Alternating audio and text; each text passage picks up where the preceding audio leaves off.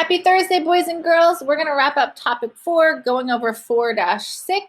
Again, we're still multiplying by 2-digit numbers, 2 digits times 2 digits.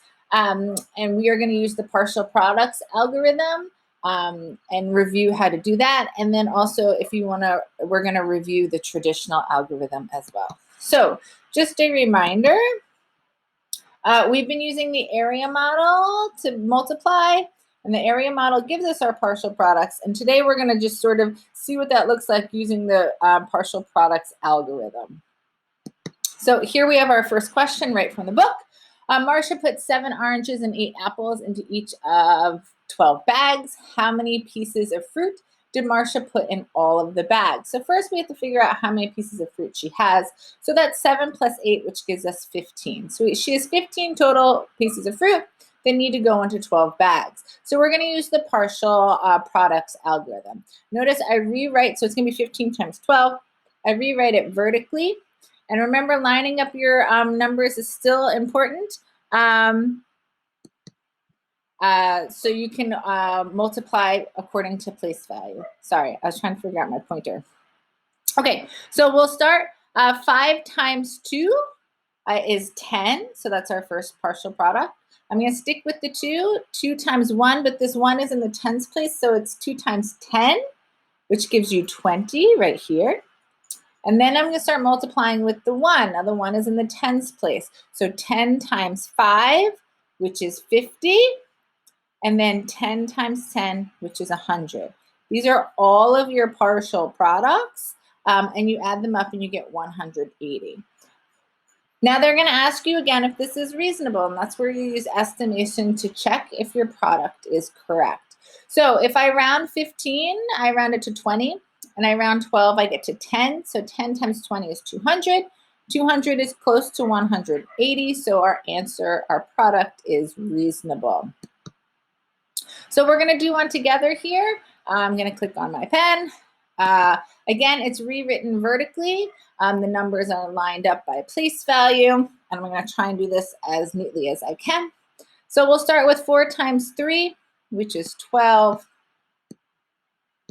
Then I'm going to do 4 times 20, which gives you 80.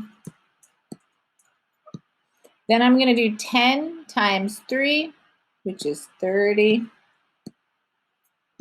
And then 10 times 20, which is 200. These are your partial products that you're going to have to add up. 2 plus nothing is 2. 8 plus 1 is 9. Plus 3 is 12. Carry your 1. 2 plus 1 is 3. So our product is 322. Let's try another one. Here we have 34 times 51. We're going to walk through the partial products algorithm again. 1 times 4 is 4. 1 times 30 is 30. 50 times 4 is 200. And then 50 times 30 is 1,500, right? 3 times 5 is 15, plus 2 zeros. These are your partial products. And I add them. I have 4, 3, 7, 1,734, okay?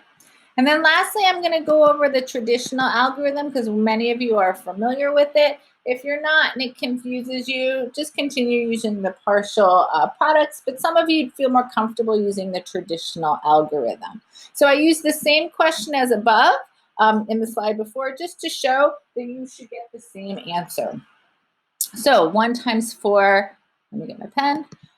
1 times 4 is 4. 1 times 3 is 3. Now I'm going to put a placeholder and start multiplying by my 5.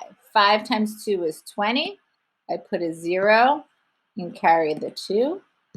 5 times 3 is 15. Plus 2 is 17. And then I add these. And I get 4, 3, 7, 1. Okay, so that's just an example of using the traditional algorithm if you are familiar with it. All right, happy Thursday, everybody.